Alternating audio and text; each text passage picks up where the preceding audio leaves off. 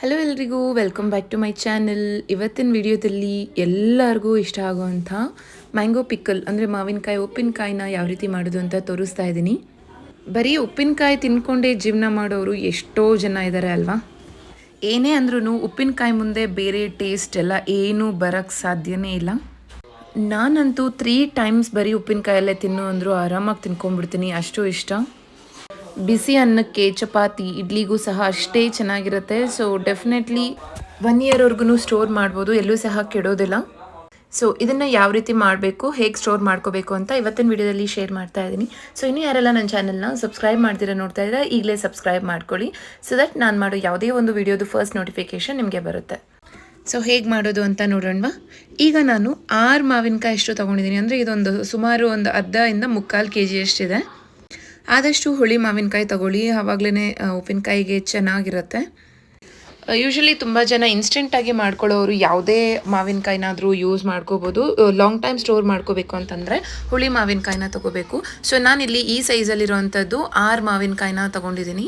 ಇದನ್ನು ಕ್ಲೀನಾಗಿ ಚೆನ್ನಾಗಿ ವಾಟರಲ್ಲಿ ವಾಶ್ ಮಾಡಿ ಒಂದು ಪ್ಲೇಟ್ಗೆ ಸೈಡಲ್ಲಿ ತೆಗೆದಿಟ್ಕೊಂಡಿದ್ದೀನಿ. ಈಗ ಇದು ಆ್ಯಕ್ಚುಲಿ ಮಾವಿನಕಾಯಿ ಉಪ್ಪಿನಕಾಯಿ ಮಾಡುವಾಗ ಎಲ್ಲೂ ಸಹ ನೀರು ಇರಬಾರ್ದು. ಸೊ ಹಾಗಾಗಿ ಇದನ್ನು ಅಂದರೆ ತೊಳೆದಿದ್ನಲ್ವ ಮಾವಿನಕಾಯಿ, ಅದನ್ನು ಕ್ಲೀನಾಗಿ ವಾಶ್ ಮಾಡಿಕೊಂಡು ಈಗ ಚಿಕ್ಕದಾಗಿ ಇದನ್ನು ಕಟ್ ಮಾಡ್ಕೋತಾ ಇದ್ದೀನಿ. ಸೊ ಜಾಸ್ತಿ ಕ್ವಾಂಟಿಟಿಯಲ್ಲಿ ಮಾಡ್ಕೊಳ್ಳೋರಾದರೆ ಮಾರ್ಕೆಟಲ್ಲಿ ಮಾವಿನಕಾಯಿ ತೊಗೊಳ್ಳೋವಾಗ ಅಲ್ಲೇ ಕಟ್ ಮಾಡಿಸ್ಕೊಂಡ್ಬಿಡ್ತಾರೆ ಬೇಕಾಗಿರೋ ಸೈಜಲ್ಲಿ.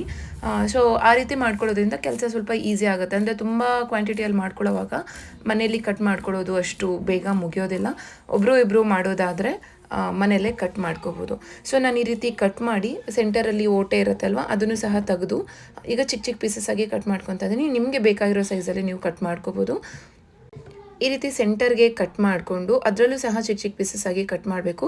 ನಾವು ಓಟೆ ತೆಗ್ದಿದ್ದಾದಮೇಲೆ ನಮಗೆ ನಾರ್ ಥರ ಸ್ವಲ್ಪ ಗಟ್ಟಿಯಾಗಿರುತ್ತೆ ಈ ಪೋರ್ಷನಲ್ಲಿ, ಅದನ್ನು ಸಹ ತೆಗಿಬೇಕು. ಬಿಕಾಸ್ ಅದನ್ನು ತೆಗಿದಿರಾ ಹಾಗೆ ಮಾಡಿಕೊಂಡ್ರೆ ನೀರಿನ ಅಂಶ ಇರುತ್ತೆ ಅದರಲ್ಲೇ. ಸೊ ಹಾಗಾಗಿ ಅದನ್ನು ಕಂಪಲ್ಸರಿ ತೆಗಿಲೇಬೇಕು. ಕೆಲವೊಬ್ಬರು ಅದನ್ನು ಹಾಗೆ ಹಾಕ್ತಾರೆ, ಅಂದರೆ ನಾವು ಯಾವಾಗಾದರೂ ತಿನ್ನೋವಾಗ ನಮ್ಗೆ ಒಂದೊಂದ್ಸರಿ ಸಿಗುತ್ತೆ, ಬಟ್ ಅದರಲ್ಲೂ ಸಹ ತುಂಬಾ ಟೇಸ್ಟ್ ಇರುತ್ತೆ. ನೀವು ಬೇಕು ಅಂದರೆ ಆ್ಯಡ್ ಮಾಡ್ಕೋಬೋದು, ಬಟ್ ಆದಷ್ಟು ಅದನ್ನು ತೆಗೆದು ಮಾಡೋದೇ ತುಂಬ ಒಳ್ಳೆಯದು. ಸೊ ನೋಡಿದ್ರಲ್ವ ನಾನು ಎಷ್ಟು ಈಸಿಯಾಗಿ ಅದನ್ನ ತೆಗ್ದೆ ಅಂತ. ಸೊ ಅದೇ ರೀತಿಯೇ ಎಲ್ಲ ಮಾವಿನಕಾಯಿಗಳಲ್ಲೂ ತೆಗೆದು ಚಿಕ್ಕ ಪೀಸಸ್ ಆಗಿ ಕಟ್ ಮಾಡ್ಕೊಂಡಿದ್ದೀನಿ. ಸೊ ಆದಷ್ಟು ಈ ಸೈಜಲ್ಲೇ ಕಟ್ ಮಾಡ್ಕೊಳ್ಳಿ, ಇದು ಪರ್ಫೆಕ್ಟ್ ಸೈಜು. ಅಂದರೆ ತುಂಬ ಜನ ಇನ್ನೂ ದಪ್ಪ ಕಟ್ ಮಾಡ್ಕೋತಾರೆ, ಬಟ್ ನನಗೆ ಇದೇ ಸೈಜ್ ಸಾಕು ಅಂತ ಅನ್ನಿಸ್ತು, ಹಾಗಾಗಿ ನಾನು ಈ ಸೈಜಲ್ಲಿ ಕಟ್ ಮಾಡ್ಕೊಂಡಿದ್ದೀನಿ. ಸೊ ನೋಡಿ ಇದನ್ನು ಎಷ್ಟು ಈಸಿಯಾಗಿ ತೆಗೆದುಬಿಡ್ಬೋದು ಅಂತ. ಈ ರೀತಿ ಇದು ಆ್ಯಕ್ಚುಲಿ ಗಟ್ಟಿಯಾಗಿರುತ್ತೆ, ಓಟೆದು ನಾರಿನ ಅಂಶ ಇರುತ್ತೆ ಅದು. ಸೊ ಹಾಗಾಗಿ ಅದನ್ನು ತೆಗೆದುಬಿಟ್ರೆ ಈಸಿಯಾಗಿ ಮಾಡ್ಕೋಬೋದು, ಅಂದರೆ ಚಿಕ್ಕ ಪೀಸಸ್ ಆಗಿ ಈಸಿಯಾಗಿ ಕಟ್ ಮಾಡ್ಕೋಬೋದು. ಸೊ ಈಗ ಕಟ್ ಮಾಡ್ಕೊಂಡಿರೋದನ್ನೆಲ್ಲ ನಾನೊಂದು ಪ್ಲೇಟ್ಗೆ ತೊಗೋತಾ ಇದ್ದೀನಿ. ನೀವೇನಾದರೂ ಜಾಸ್ತಿ ಕ್ವಾಂಟಿಟಿ ಮಾಡ್ಕೊಳ್ಳೋದಾದರೆ ಒಂದು ದೊಡ್ಡ ಬಟ್ಟೆ ಮೇಲೆ ಒಣಗಿಸಿ ಇಟ್ಕೋಬೇಕು. ಆ್ಯಕ್ಚುಲಿ ನೀರಿನ ಅಂಶ ಇರಬಾರ್ದು ಅನ್ನೋ ಒಂದು ರೀಸನ್ಗೆ ಕೆಲವೊಬ್ಬರು ದಪ್ಪ ಪೀಸ್ ಕಟ್ ಮಾಡಿರ್ತಾರೆ ಅಲ್ವಾ, ಒಂದೊಂದೇ ಪೀಸಸ್ನ ಕ್ಲೀನಾಗಿ ಬಟ್ಟೆಯಲ್ಲಿ ಒರೆಸ್ತಾರೆ. ಸೊ ಒಂದೊಂದೇ ಕಟ್ ಮಾಡ್ಕೊಳ್ಳೋದು ಸ್ವಲ್ಪ ಕಷ್ಟ ಆಗುತ್ತೆ ಅಲ್ವಾ. ಸೊ ಆದಷ್ಟು ಸುಡು ಬಿಸಿಲಲ್ಲಿ 1 hour ಇಟ್ಟರೆ ಇದನ್ನು ಸಾಕು, ನೀರಿನ ಅಂಶ ಏನಿದೆ ಎಲ್ಲ ಹೀರ್ಕೊಂಡ್ಬಿಡುತ್ತೆ. ಒರೆಸೋರಾದರೆ ನೀವು ಈ ರೀತಿ ಒಂದೊಂದು ಪೀಸ್ನೂ ಒರೆಸ್ಬೇಕಾಗುತ್ತೆ. ಸೊ ಅದು ಸ್ವಲ್ಪ ಕಷ್ಟದ ಕೆಲಸ ಅಂತಲೇ ಹೇಳ್ಬೋದು. ಸೊ ನಾನು ಇದನ್ನು 1 hour ಬಿಸಿಲಲ್ಲಿ ಇಟ್ಟು ಇದರಲ್ಲಿರೋ ನೀರನ್ನೆಲ್ಲ ಕ್ಲಿಯರಾಗಿ ಒಣಗಿಸ್ಕೋಬೇಕಾಗತ್ತೆ. ಅದು 1 ರಿಂದ 2 hour, ಇಲ್ಲ ನೀವು ಫುಲ್ ಡೇ ಇಡ್ತೀನಿ ಅಂದರೂ ಇಟ್ಟು ಒಣಗಿಸ್ಕೋಬೋದು. ಬಿಸಿಲಲ್ಲೇ ಅಲ್ದಿದ್ರು ನೀವು ಫ್ಯಾನ್ ಕೆಳಗಡೆ ಇಟ್ಟು ಸಹ 1 hour ಇಟ್ಟು ಒಣಗಿಸ್ಕೋಬೋದು. ಸೊ ಈಗ ಅದು ಒಣಗೋಷ್ಟರಲ್ಲಿ ನಾನಿಲ್ಲಿ ಒಗ್ಗರಣೆಗೆ ಎಲ್ಲ ರೆಡಿ ಮಾಡ್ಕೋತಾ ಇದ್ದೀನಿ. ಸೊ ನಾನು ತಗೊಂಡಿರುವಂಥ ಮಾವಿನಕಾಯಿಗೆ 8 ರಿಂದ 10 ಟೇಬಲ್ ಸ್ಪೂನಷ್ಟು ಎಣ್ಣೆನ ಆ್ಯಡ್ ಮಾಡ್ಕೊತಾ ಇದ್ದೀನಿ. ಅಂದರೆ ಒಂದು ಚಿಕ್ಕ ಕಪ್ಪಷ್ಟು ಎಣ್ಣೆನ ಆ್ಯಡ್ ಮಾಡಿಕೊಂಡು 1 ಟೇಬಲ್ ಸ್ಪೂನಷ್ಟು ಸಾಸಿವೆ ಹಾಕಿ 1 ಕೈ ಹಿಡಿಯಷ್ಟು ಕರಿಬೇವನ್ನು ಆ್ಯಡ್ ಮಾಡಿ ಚಿಟಪಟ ಅಂತ ಅನ್ಸ್ಕೊಂಡಾದ್ಮೇಲೆ ಅದನ್ನು ಕಂಪ್ಲೀಟಾಗಿ ತಣ್ಣಗಾಗೋದಕ್ಕೆ ಸೈಡಲ್ಲಿ ಇಟ್ಟಿದ್ದೀನಿ. ಈಗ ಇನ್ನೊಂದು ಪ್ಯಾನ್ಗೆ 1 ಟೇಬಲ್ ಸ್ಪೂನಷ್ಟು ಸಾಸಿವೆ, ಅರ್ಧ ಟೇಬಲ್ ಸ್ಪೂನಷ್ಟು ಮೆಂತ್ಯನ ಹಾಕ್ಕೊಂಡು 2 ಚಿಟಪಟ ಅನ್ನೋವರೆಗೂ ಗೋಲ್ಡನ್ ಕಲರ್ ಬ್ರೌನ್ ಆಗಿ ಟರ್ನ್ ಆಗಬೇಕು, ಅಲ್ಲಿ ತನಕ ಹುರ್ಕೊಂಡು ಅದನ್ನು ಸಹ ಕಂಪ್ಲೀಟಾಗಿ ಪೌಡರ್ ಮಾಡ್ಕೋತಾ ಇದ್ದೀನಿ ಮಿಕ್ಸರ್ ಜಾರಲ್ಲಿ.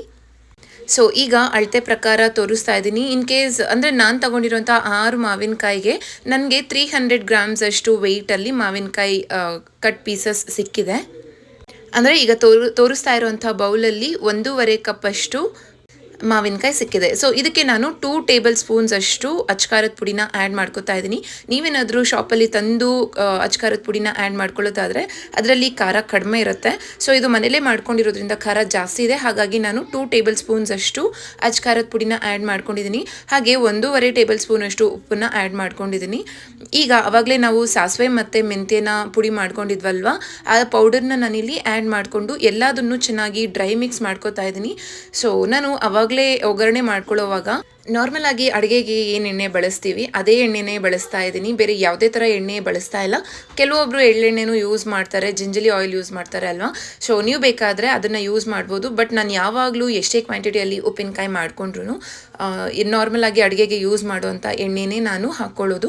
ಸೊ ಈಗ ಎಣ್ಣೆ ಕಂಪ್ಲೀಟಾಗಿ ತಣ್ಣಗಾಗಿದೆ. ಈಗ ಅದನ್ನು ಡ್ರೈ ಮಿಕ್ಸ್ ಮಾಡ್ಕೊಂಡಿರೋಂಥ ಮಾವಿನಕಾಯಿ ಪೀಸಸ್ಗೆ ಎಣ್ಣೆನ ಆ್ಯಡ್ ಮಾಡ್ಕೊಂಡಿದ್ದೀನಿ. ಇನ್ ಕೇಸ್ ನಿಮ್ಗೆ ಏನಾದರೂ ಈ ಟೈಮಲ್ಲಿ ಎಣ್ಣೆ ಕಡಿಮೆ ಆಗಿದೆ ಅಂತ ನಿಮ್ಗೆ ಏನಾದರೂ ಅನಿಸಿದ್ರೆ ಸ್ವಲ್ಪ ಎಣ್ಣೆನ ಕಾಯಿಸಿ ತಣ್ಣಗೆ ಮಾಡಿಕೊಂಡು ಆ್ಯಡ್ ಮಾಡ್ಕೋಬೋದು. ಸೊ ನೆನ್ಪಿಟ್ಕೊಳ್ಳಿ, ಬಿಸಿ ಎಣ್ಣೆನ ಹಾಕೋ ಆಗಿಲ್ಲ. ಬಿಸಿ ಎಣ್ಣೆ ಹಾಕಿದ್ರೆ ಪೀಸಸ್ ಎಲ್ಲ ತುಂಬ ಸಾಫ್ಟ್ ಆಗಿಬಿಟ್ಟು ಉಪ್ಪಿನಕಾಯಿ ಲಾಂಗ್ ಟೈಮ್ ಸ್ಟೋರ್ ಆಗೋದಕ್ಕೆ ಬಿಡೋದಿಲ್ಲ, ಬೇಗ ಹಾಳಾಗುತ್ತೆ. ಸೊ ಆದಷ್ಟು ಎಣ್ಣೆ ತಣ್ಣಗೆ ಮಾಡಿ ಆ್ಯಡ್ ಮಾಡ್ಕೋಬೇಕಾಗುತ್ತೆ. ಸೊ ಆ್ಯಕ್ಚುಲಿ ನಾನು ಫಸ್ಟ್ ತೋರಿಸಿರೋ ಅಷ್ಟು ಕ್ವಾಂಟಿಟಿಯಲ್ಲೇ ಎಣ್ಣೆ ತೊಗೊಳ್ಳಿ, ಬಿಕಾಸ್ ಇದು ಚೆನ್ನಾಗಿ ಮಿಕ್ಸ್ ಆದಮೇಲೆ ಎಣ್ಣೆ ಎಲ್ಲ ಹೋಗಿ ಕೆಳಗಡೆ ಕುತ್ಕೊಳ್ಳುತ್ತೆ. ಸೊ ಏನು ಎಣ್ಣೆ ನಾನು ಆವಾಗಲೇ ತೋರಿಸಿದ್ದೆ ಹಾಫ್ ಕಪ್ ಅಷ್ಟು, ಅದೇ ಪರ್ಫೆಕ್ಟಾಗಿ ಸೆಟ್ ಆಗಿದೆ. ಸೊ ಇದನ್ನೆಲ್ಲ ಚೆನ್ನಾಗಿ ಮಿಕ್ಸ್ ಮಾಡಿಕೊಂಡ್ರೆ ನಮಗೆ ಉಪ್ಪಿನಕಾಯಿ ರೆಡಿ ಆಗುತ್ತೆ. ಈ ರೀತಿ ಮಾಡ್ಕೊಳ್ಳೋದು ಎಲ್ಲರಿಗೂ ಈಸಿನೇ, ಬಟ್ ಇದನ್ನು ಸ್ಟೋರ್ ಮಾಡಿ ಕೆಡದೇ ಇರೋ ಹಾಗೆ ಸ್ಟೋರ್ ಮಾಡ್ಕೊಳ್ಳೋದು ತುಂಬ ಇಂಪಾರ್ಟೆಂಟ್. ಜಾಸ್ತಿ ಕ್ವಾಂಟಿಟಿಯಲ್ಲಿ ಮಾಡ್ಕೊತಾ ಇದ್ದೀರಾ ಅಂತಂದರೆ ಕಾಟನ್ ಬಟ್ಟೆನ ಕಟ್ಬಿಟ್ಟು ಆಮೇಲೆ ಏರ್ ಎಲ್ಲೂ ಹೋಗದೆ ಇರೋ ಹಾಗೆ ಕ್ಲೋಸ್ ಮಾಡಬೇಕಾಗತ್ತೆ. ಸೊ ನಾನು ಈ ರೀತಿ ಏರ್ ಟೈಟ್ ಜಾರಲ್ಲಿ ಇದನ್ನು ಸ್ಟೋರ್ ಮಾಡ್ಕೊತಾ ಇದ್ದೀನಿ. ನನಗಿಲ್ಲಿ 300 ಗ್ರಾಮ್ಸ್ ಅಷ್ಟು ಮಾವಿನಕಾಯಿ ಉಪ್ಪಿನಕಾಯಿ ರೆಡಿ ಆಗಿದೆ. ಸೊ ಇದು ಕಂಪ್ಲೀಟಾಗಿ 3 ಡೇಸ್ ಊರಿದ್ರೆ ತುಂಬಾ ಚೆನ್ನಾಗಿ ಪೀಸಸ್ಗೆಲ್ಲ ಸಾಲ್ಟ್ ಮತ್ತು ಇಂಗ್ರೀಡಿಯೆಂಟ್ಸ್ ಏನು ಆ್ಯಡ್ ಮಾಡಿರ್ತೀವಿ ಅದೆಲ್ಲ ಚೆನ್ನಾಗಿ ಹೊಂದ್ಕೊಂಡು ಸಖತ್ ಟೇಸ್ಟಿಯಾಗಿರೋ ಉಪ್ಪಿನಕಾಯಿ ರೆಡಿ ಆಗುತ್ತೆ ನಮಗೆ. ಇದನ್ನು ಏನಿಲ್ಲ ಅಂತಂದರೂ 1 ಇಯರ್ ಕಂಪ್ಲೀಟಾಗಿ ಸ್ಟೋರ್ ಮಾಡ್ಬೋದು, ಎಲ್ಲೂ ಸಹ ಕೆಡೋದಿಲ್ಲ. ಸೊ ಇದನ್ನು ಪಿಂಗಾಣಿ ಜಾರಲ್ಲೂ ಸಹ ಸ್ಟೋರ್ ಮಾಡ್ಕೋಬೋದು, ಬಟ್ ಏರ್ ಹೋಗೋ ಥರ ಇರಬಾರ್ದು. ಏರ್ ಟೈಟ್ ಜಾರ್ಸಲ್ಲಿ ಸ್ಟೋರ್ ಮಾಡಿದ್ರೆ ತುಂಬ ಲಾಂಗ್ ಟೈಮ್ ಇದನ್ನು ಸ್ಟೋರ್ ಮಾಡ್ಕೋಬೋದು. ತುಂಬ ಜನ ಒಗ್ಗರಣೆ ಮಾಡ್ಕೊಳ್ಳೋವಾಗ ಜಜ್ಜಿರೋಂಥ ಬೆಳ್ಳುಳ್ಳಿ, ಹಿಂಗು ಮತ್ತು ಒಣಮೆಣಸಿನ್ಕಾಯಿನ ಆ್ಯಡ್ ಮಾಡ್ಕೋತಾರೆ. ಬಟ್ ನಾನು ಅದನ್ನು ಯಾವುದನ್ನು ಸಹ ಆ್ಯಡ್ ಮಾಡ್ಕೊಂಡಿಲ್ಲ. ನಾನು ತೋರಿಸಿರುವಂತಹ ಇಂಗ್ರೀಡಿಯೆಂಟ್ಸ್ ಅಷ್ಟೇ, ಎಕ್ಸ್ಟ್ರಾ ಎಲ್ಲೂ ಏನೂ ಆ್ಯಡ್ ಮಾಡ್ಕೊಂಡಿಲ್ಲ. ಸೊ ಒಂದ್ಸರಿ ಈ ರೀತಿ ಟ್ರೈ ಮಾಡಿ, ಸಖತ್ ಟೇಸ್ಟಿಯಾಗಿರುವಂಥ ಉಪ್ಪಿನಕಾಯಿನ ಮನೇಲೇ ಈಸಿಯಾಗಿ ಮಾಡ್ಕೋಬೋದು. ಫಸ್ಟ್ ಟೈಮ್ ಮಾಡ್ತಾ ಇರೋರು ಕೂಡ ಅಷ್ಟೇ ಈಸಿಯಾಗಿ ಟ್ರೈ ಮಾಡ್ಬೋದು. ಆದಷ್ಟು ಏರ್ ಟೈಟ್ ಜಾರ್ ಅಥವಾ ಪಿಂಗಾಣಿ ಜಾರಲ್ಲಿ ಬಟ್ಟೆ ಕಟ್ಟಿ ಯೂಸ್ ಮಾಡಿ ತುಂಬ ದಿನ ಸ್ಟೋರ್ ಮಾಡ್ಕೋಬೋದು. ಹೋಪ್ ನಿಮಗೆ ಈ ರೆಸಿಪಿ ಇಷ್ಟ ಆಗಿದ್ರೆ ಪ್ಲೀಸ್ ಲೈಕ್ ಮಾಡಿ. Thank you.